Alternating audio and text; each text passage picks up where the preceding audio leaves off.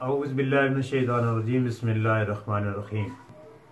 मुल्क पाकिस्तान का हर शहरी, हर नौजवान, हर बुज़ुर्ग, ख़वातीन, बच्चे, बूढ़े इस वक्त सब गम और गुस्से की एक आग में जल रहे हैं, जिसकी वजह फ़्रांस की तरफ से बनाए गए हमारे प्यारे नबी सल्लल्लाहु अलैहि वसल्लम के खाके हैं और उनके नमूने बनाकर इन्होंने इश्तहारबाजी की है, उस पर हम लोग इस वक्त सरापा एहतजाज भी हैं। अपने अपने दर्जे पर, अपनी अपनी बिसात के मुताबिक, अपनी अपनी ताकत के हिसाब से हर तबके का हर फ़र्द जो है वो इस वक्त सरापा एहतजाज है। मेरे दोस्तों, मैं आपको बताता चलूँ कि ये हरकतें वो लोग क्यों करते हैं। मैंने पहले भी एक वीडियो के अंदर आप लोगों को बताया था कि इनके अज़ाइम जो हैं वो बहुत ज़्यादा ख़तरनाक हैं। अज़ाइम उनके ये हैं कि दज्जाल खुरूज चाहता है, उसने बाहर आना है, वो उससे पहले पहले मुसलमानों को ये लोग उसकी कारस्तानियों पर, उसी की बनाई गई चालों पर मुसलमानों को वक्तन फ़वक्तन हर लिहाज से महरूम करना चाहते हैं। और ये महरूमियत जो है ये इसके अंदर उन्होंने मुसलमानों के अंदर से ही कुछ तबकात को अपने साथ मिलाया हुआ है, कुछ फोर्सेस को अपने साथ मिलाया हुआ है और वो मुसलमानों को उनके दीन से, उनके आकाए नामदार सल्लल्लाहु अलैहि वसल्लम से की मोहब्बत से खारिज करना चाहते हैं कि मुसलमानों के दिलों के अंदर से हुजूर की मोहब्बत निकल जाए। हुजूर की मोहब्बत जब निकल जाएगी और कलमा जब हमारी सिर्फ जो है अल्फाज की सूरत में रह जाएगा, तो उस वक़्त मुसलमानों पर गलबा पाना आसान हो जाएगा, इसको मगलूब करना आसान हो जाएगा। तो मेरे दोस्तों, कभी ऐसा हुआ है कि उन्होंने हज़रत ईसा अलैहिस्सलाम की शान में कोई गुस्ताखी कर दी हो या उनके खाके बनाए हों? कभी ऐसा हुआ है कि किसी ने मूसा अलैहिस्सलाम के खाके बनाए हों या किसी और नबी के खाके बनाए हों? ऐसा तो कभी नहीं हुआ।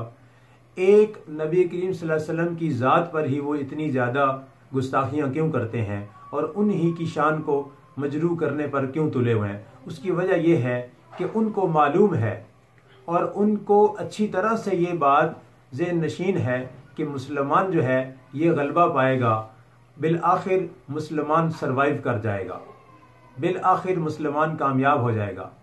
लेकिन वो अपनी कोशिश में लगे हुए हैं। शैतान अपनी ताकत जो है वो इस्तेमाल करके अल्लाह ताला की ज़ात को जुटलाना चाहता है, अल्लाह ताला की बात को जुटलाना चाहता है, लेकिन ऐसा नहीं होगा। नबी पाक सल्लल्लाहु अलैहि वसल्लम जो वजह कायनात हैं, जिनकी वजह से अल्लाह पाक ने ये कायनात बनाई है और जिनकी वजह से ये पूरी बिसात बिछाई गई है, अल्लाह ताला उनको हमेशा कामयाब और कामरान रखेंगे और उनके मानने वालों को हमेशा के लिए कामयाब और कामरान रखेंगे। ये गुस्ताखी का मामला आज का नहीं है, ये बड़े अरसे से ये लोग करते आ रहे हैं। जब मैं छोटा सा था तो एक दफ़ा नॉर्वे की शायद किसी हुकूमत ने इस तरह के ये हरकतें की थी कि उनके किसी शख्स ने जो है खाके बनाए थे नबी पाक सल्लल्लाहु अलैहि वसल्लम के। उनका मकसद ये होता है कि ये खाके बनाकर चेक करना है कि मुसलमानों का कौन सा तबका जो है वो इस पर ज़्यादा एहतजाज करता है और फिर उस तबके के अंदर जाकर अपनी NGOs के ज़रिए मुसलमानों के दिल के अंदर जो ईमान की हलावत मौजूद है उसको वो ख़त्म करना चाहते हैं, उसको वो पामाल करना चाहते हैं।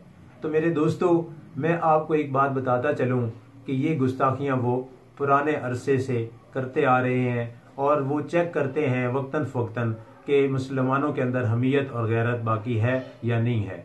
मेरी बात सुनिए, आज मैं आपको एक छोटा सा नुस्खा बता देता हूँ कि ये गुस्ताखियाँ वो लोग क्यों कर रहे हैं। उसकी वजह यह है कि हम लोगों ने जिहाद को छोड़ दिया है, हम लोग जिहाद से दूर हो गए।